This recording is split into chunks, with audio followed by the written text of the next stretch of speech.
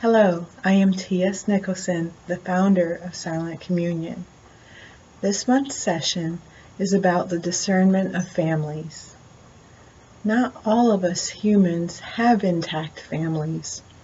Some of us are orphans or discarded, and others have families that we sometimes wish we didn't have. But this isn't a simple conversation about the state of your relationship with your father or your brother or your cousin. This is about the big picture of how the Lord made all families here on earth and our treatment of these families. I prayerfully hope this will be of some discernment to you. It's been hard to do, and I've recorded it several times. So let me begin. We as human beings need to acknowledge our limited understanding and ability to comprehend all the life the Lord has made and the mysteries of Christ. There are so many different creatures, and it's ignorant for us to disturb them all, claiming that these beings need us, or we know their best interests, or we need to control them to do what is right. Oftentimes what we are saying is right is more the case our desire to use them in some way, and oftentimes it's a sinful sense. It can be greed, gluttony, envy, pride, wrath, or lust. We can be users in all of these senses. I want to touch on the last one, lust. You may be thinking, lust, how can that be, since most people don't have sexual relations with animals? Well, while that's very true, here's something for you to consider.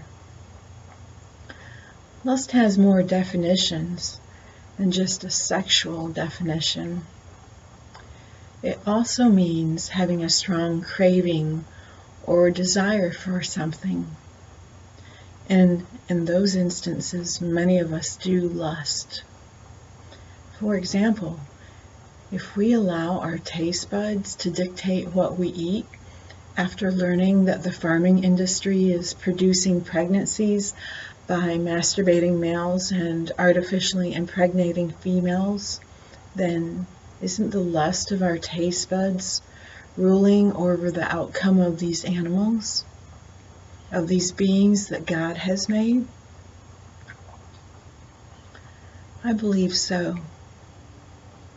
I also think it's our blind ignorance that demands these products without considering their outcomes or the consequences or how they are produced for us.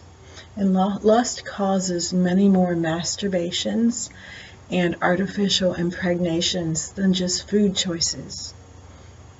It can be that need for the designer pet, or that fat Thanksgiving turkey that sits upon our tables once a year, or maybe the racing horses you go to watch, or maybe the racing dogs. It can be those captive sea creatures that entertain us on vacation, or the leather boots, the leather billfold, the leather wallet for the ladies, the leather belt, the leather couch, the leather car interior, so many things.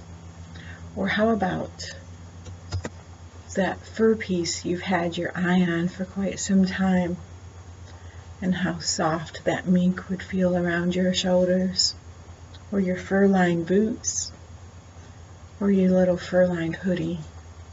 There are just so many ways that we are requesting, that we are demanding all of these things, and we aren't considering any of the consequences for what we are asking. And demanding can be considered craving. Craving is lust. And we are sadly masturbating so many males and impregnating so many females all of these creatures that the Lord has made, and we use the demand for the excuse. Here's an interesting example. Many turkeys have been so unnaturally bred now to have heavy breasts that they can't even mount their mates. So, well, that's our excuse for that. Gotta have those fat-breasted turkeys sitting on a table at Thanksgiving. And that's just one small example and problem of thousands and thousands that we have created. If you find what I'm saying unbelievable, research these things, as Silent Communion always encourages you to do. Try researching on words such as animal semen collection or artificial insemination concerning animals.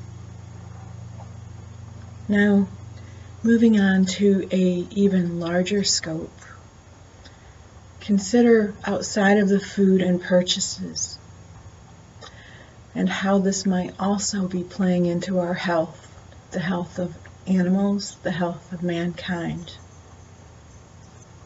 It's easy to identify that we're facing more and more medical outbreaks. This is occurring as we continue to play with the natural creation of God. We take them from their perfect state of being able to be adaptable and resistant in how He created them to our lustful and weaker mutations, where they are more vulnerable, less adaptable, and then we often house them in great numbers together, making them more susceptible to illnesses on top of that. And many of them now have been bred to the point where they can't even survive without us. We have made them totally dependent upon us instead of God. If you think about all the implications of what I'm suggesting, about how our lust is creating so many problems, then you can see that this situation is grave. But there is hope. Not all species are yet ruined by us. There is still time to reverse some of these things, but it will take your choices, your realizations, your discernment, and then your effort to stop feeding lusts. This is my food for thought from me to you. Peace be with you.